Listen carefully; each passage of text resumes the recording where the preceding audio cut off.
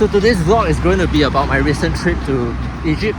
I'm doing my slow easy run now, as you can see, and I thought I'll just do my vlog at the same time as well.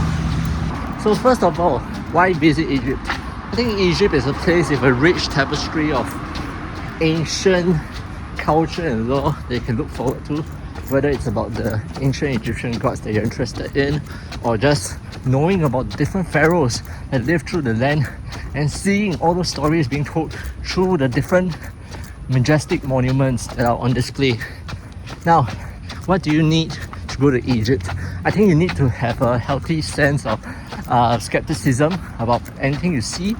Obviously, there's been stories about Egypt being rife with scams. That's not false. Indeed, it does happen. But I would say don't let that fear stop you from going. And at the same time, you can be skeptical, but don't be so guarded to the point that you don't enjoy the trip because you refuse to interact with anyone. I was extremely pleasantly surprised by the Egyptian hospitality I received. The people are so genuinely friendly. Obviously, I had a private guide with me on my journey, which costed a bit more, but I felt it was worth every buck because he really made me feel very safe, and he brought me to vendors that I could trust, that were not going to cheat me of anything. So that was an awesome experience. So that leads me to the next part. If you can, try and go along with a guide, because that really helps to make the trip so much smoother. They'll warn you about all the things. I remember we were going from one tourist spot to the other, and then before we parked our car, he would let me know that, hey, once we alight, remember these people, they'll say that they are my friends. I have no friends here, but just follow my lead and everything will be fine. So that's exactly what we did, and I think that worked out really well. Now, onto a bit of administrative things. I would say that the planning starts even before you book your ticket. Decide on where you want to go, plan the number of days first, and then also already start watching some videos about what travel is like to Egypt, so you know your best options about getting there. I mean, there is obviously the famous Cairo International Airport. There's also a new airport that's opening up in Egypt, so do check it out, especially if you're flying in from a place like Europe. You may be able to connect there, or sometimes, depending on where you're flying from, you may be able to connect to Alexandria Airport as well. That may suit your itinerary more, or you might be going to Sharm el Sheikh, Hurghada, Luxor, Aswan, whatever have you. Yeah, do check out your flights before you plan your trip, because sometimes I will tell you that flying into Aswan may be better than going to Cairo, simply because if, let's say, you're doing a Nile River cruise, sometimes the cruise starts from Aswan, then it goes to Luxor, and that route might be better for you. So yeah, just have a think about it. And okay, on to more administrative matters. Let's say you have already decided you want to make your trip to Egypt. How long should you spend in Egypt? Now, my recommendation is you have to know yourself, right? So for me, I love ancient history, but I'm not exactly a history buff. I do suffer from temple fatigue after a while. So for me, 1 week was enough. But also I know I'm a high energy traveler. I can afford to hit many spots in the day. So if you are like me, you don't really rest much on your vacation, then I think 1 week is fine. Otherwise, most travelers actually advise going 2 weeks, at least the travelers that I talked to while I was there on my solo trip.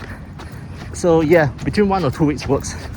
And you know, even if you miss out some destinations, that's fine, right? Because it gets tiring after a while. And I think once you get tired, that's where you become more susceptible to scams, as I almost became on one of my later trips during my itinerary. So yeah, just take that into consideration. You can always come back again another time. And then the other thing I wanted to mention is, on the note of getting scammed, yeah, when you're tired, it does happen more easily. One thing I find really helps me is, whenever people quote me any prices, remember to ask whether it's in Egyptian pound or in USD. This is one of the most common ways that scammers will try to get you, and they'll make you pay for something that they just built on the spot. Like, let's say you're building a keychain or what have you, and then they quote you a certain number, like, oh, it's 40 for 1, 80 for 2. So you think, okay, fine, that sounds reasonable. In Egyptian pounds, it's just a few US dollars. And then when you get to it, they realize that it's actually quoting you in US dollars, and it's a ridiculous amount. So that almost happened to me. So make sure you check properly before you commit to anything. Now, one more thing I wanted to mention when planning your trip is to prepare your travel visa. So for me, I didn't do the online visa. The physical visa works great. I've heard a lot of advice that you don't need to get an online visa because sometimes if it doesn't process correctly, you still have to go down to the physical counter to get the physical visa anyway. So that's what I did, and it worked perfectly. Just prepare USD 25 in exact change, go to the airport, there will be a counter available, actually multiple counters, to change your USD for the physical travel visa. So just do it that way. Once you're done with the physical travel visa, then you will be able to enter into Egypt. Now, one cool tip here that I found is that don't bother to queue for the immigration, because if you queue for the immigration and you realize you don't have the physical visa, you have to go back and queue for the physical visa anyway. So get that done first. Queue for the physical visa, then go and queue for the immigration, and you'll be out. Okay, so one more tip on the airport before I forget is also that Wi-Fi is really weak, so really make sure you have a strong SIM card or a way to be able to connect to your guide easily. This was one of the cheating points for me, but thankfully I didn't manage to sort out my internet connection, but I was still able to meet my guide because my guide stayed and waited for me with the signboard of the tour agency. So something to think about there. Yeah, on to the trip itself. I guess one advice that really helped me survive as well, I was quite afraid of health related issues. One thing that people seem to mention was on food poisoning or potentially getting diarrhea while in Egypt. I think what helped me was brushing my teeth with bottled water. That worked really well. Bottled water is not expensive, so I would strongly advise to follow that rule. That's what kept me safe throughout my trip, no stomach issues. And I think you can ease into it. As you progress later on into your trip, you can start incorporating a little bit of rinsing with the water from the taps and see how your stomach processes that. But go slowly, okay? Because what happened for me, interestingly, was I felt fine throughout my trip to Egypt. But when I got back 1 to 2 days later, my stomach started to feel a little bit wonky. Nothing too serious, but definitely from the quality of my poop, I could tell that there was a little bit of indigestion happening. So just bear that in mind. So I guess that's really the high level tips I wanted to cover for the Egypt trip.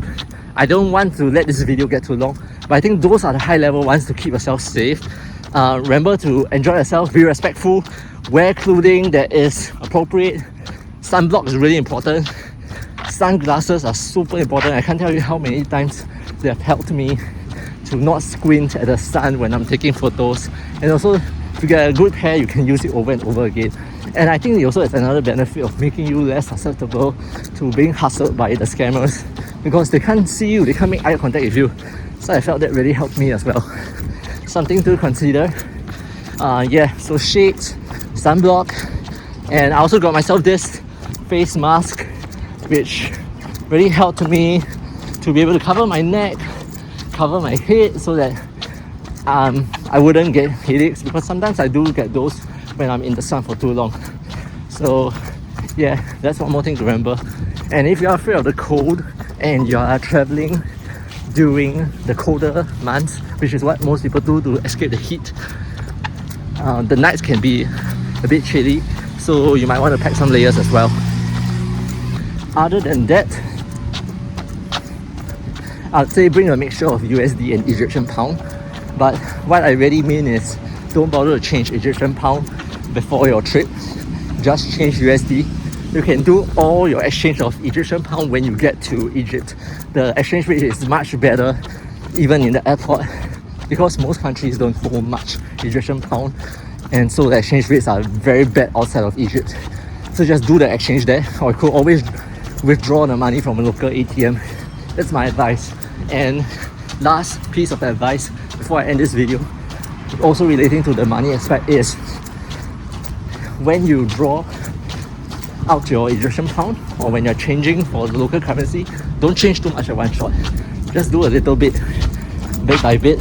Anyway, there is a cap to how much the ATMs can dispense in local Egyptian currency per transaction. So that is already a limiting factor by itself.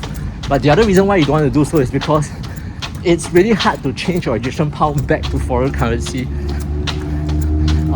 apparently, because the locals don't really want to accept the Egyptian pound. They prefer the foreign currency, or at least that's what I heard. And that was my situation as well. So what I did was, with the remaining Egyptian pound that I had, which thankfully wasn't too much, I gave it all in tips and also in spending on souvenir, just making sure that I didn't have much Egyptian pound to bring back to Singapore. So I hope this helps you. If you want to know more about tipping as well, I'm in Singapore where there's no tipping concept. I think my rule is just to tip generously, and generally you'll be fine. I know it's going to sometimes feel like you might be over tipping, but I think over tipping is generally fine if you think about it like it's part of the expense for the trip anyway. You just factor it in before your trip and you'll be fine. 10 to 15% of your overall expenses, and I think you'll be good to go. So there are all your tips for travel to Egypt, and I'm also about to end my run now. Hope you enjoyed this style of video. I know this is a pretty interesting one, but let me know if you'd like to see more kind of content like this, and see you in the next video. Bye.